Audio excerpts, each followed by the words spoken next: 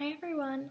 Well, the question this week was, how will you approach the design of your future classroom? And my future classroom, I think, would probably be kindergarten, um, so about age 5. And I think the biggest area that a teacher should focus on when designing their classroom is making sure it's safe for all the students. And this means that there shouldn't be any worry of harm when students are moving around. The teacher shouldn't have to, worry every minute of the class of the day that a student might hurt themselves on something. It should be all safe so the teacher doesn't have to worry extra about the students hurting themselves. And it should be age-appropriate materials. Also, there should be enough space and room for the children to move about in the room and explore, because they're still learning through play at this age, and by exploring their environment and feeling comfortable enough to move around in the environment. So if they feel constricted and that they can only sit at their table, then the students aren't going to explore the other things that are going on in the classroom. There should be designated areas for displayed work of the children. In every classroom I've noticed that there is the students' artwork, the students' writing all around the classroom, and that creates confidence in the student, and they feel like they're doing good work so they can continue. If it was just bare walls around the classroom, then the student wouldn't be creative and they wouldn't feel imaginative, and I think it sparks interest when they see other students' work, and then they think, oh, I could do something like that.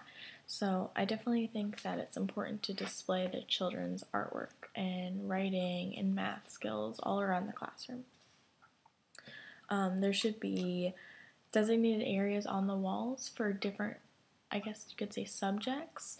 I've seen word walls obviously on the wall, and then I've seen sections on the wall designated for writing skills and little writing hints and techniques that the teacher has put up there, and then also science areas on the wall relating to activities the children have done in science, and then math.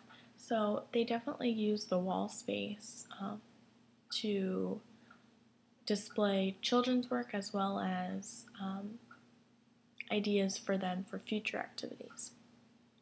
It should be a print-rich environment.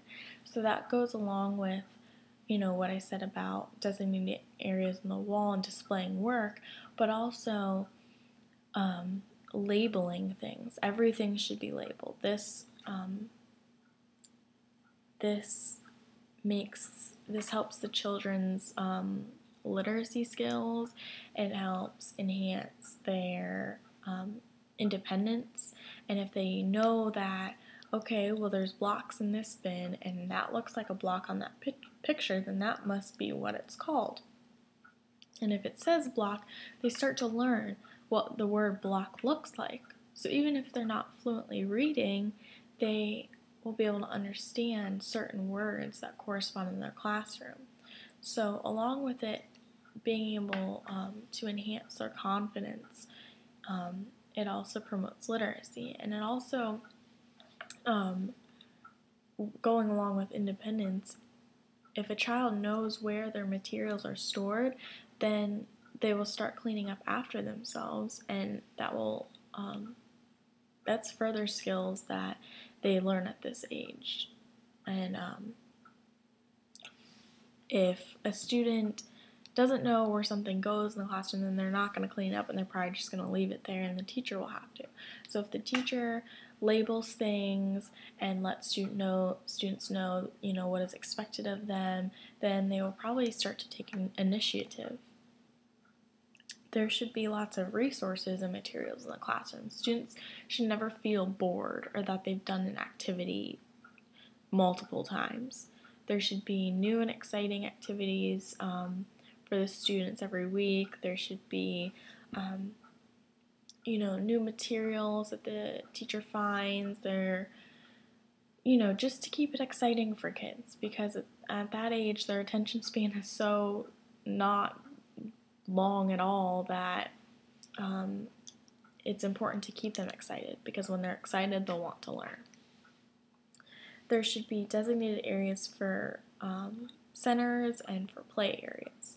If a child doesn't know where they're allowed to play, then the classroom is going to probably be in a state of chaos because they'll be playing everywhere.